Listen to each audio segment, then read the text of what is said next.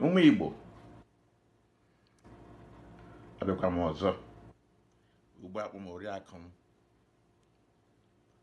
ka m kwupụ m okwu ahụ nke m kwuru before mechapụkwu ya ọzọ.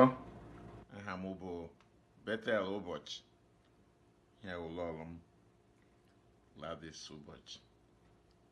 Anyị bi na Oregon, obodo nke ndị Amerịka. Isiokwu anyị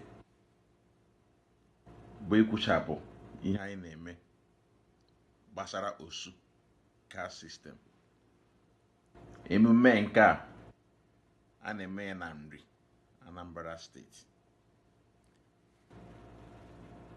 Ọ ga-abụ na 28th of December 2018. It's going to be a massive event. So purpose ihe abụ ka we can raise a fund. I'm going to GoFundMe account or website captioned "No Longer a Slave."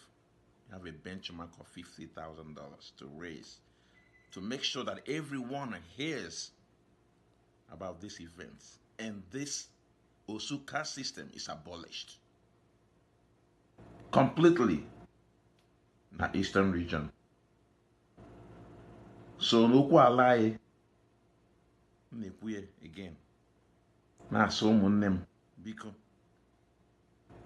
onye na-ebe ọ nọ na-anụ olu a, gbakọtanụ tinye n'aka ka okwu anyị wuru otu. Ọ bụ ego, ọ bụ ije, ọ bụ okwu ọnụ, kwusaanụ ya ka anyị gbakọta na Igbo land na Nri, Anambra State on the 28th of December. Bịa nụrụ otu esi emebi ihe a, ka nkewa ahụ gabiga, ka anyị onwe anyị nọkwa na Amerịka.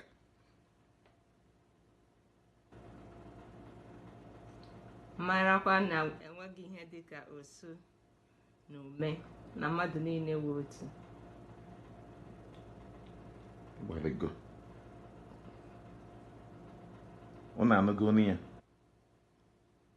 Enweghị ihe na-ewute anyị onwe anyị n'ọdị iche ka mgbe i chere sị iwu dị ala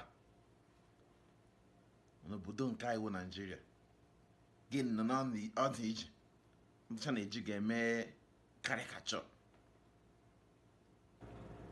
Onye isi ojii, ndị eji gburu ohu, anya wụrụ rag ka otu ị na-efe ilo nwanne m ma nwego otu a ụnụ anwụna. Ọ ngọ ha m n'olu lọla nri adịrị m.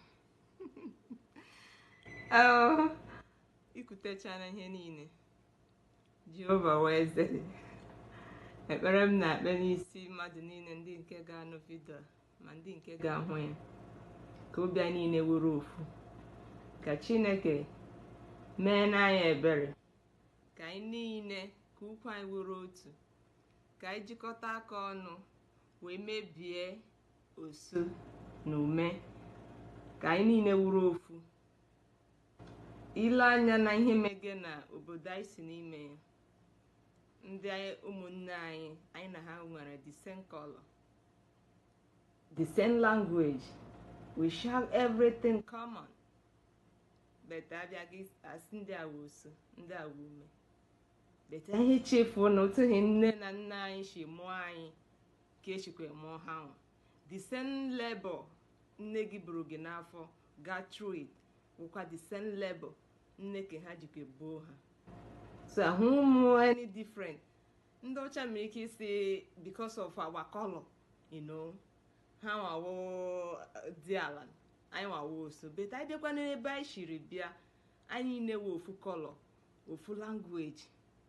Ahụ ụmụ ihe anyị ga-eji akpụ mmadụ ebe anyị osu. Chineke kere anyị otu o si kee ha. Thank you. Ya mere biko nụ iji meji okwu a December 28, 2018 na Nri, ka onye ọbụla gbakọta gị mara eze ọbụla dị iche iche sendọrọ ha vidio na gị mana my Facebook account Bethel Okechukwu ga-cheki ihe na webụsaịtị na Facebook account a ọ gị ga na ke onye isi anyị a na-akpọ Joseph Okechukwu ị ga-ahụ ọtụtụ ihe nke na-eme na Facebook ya gbasara program a. Biko nụ ka Chineke nọnyere anyị ka ukwu anyị wuru otu. Udo dịrị unu n'aha Jizọs. Amen.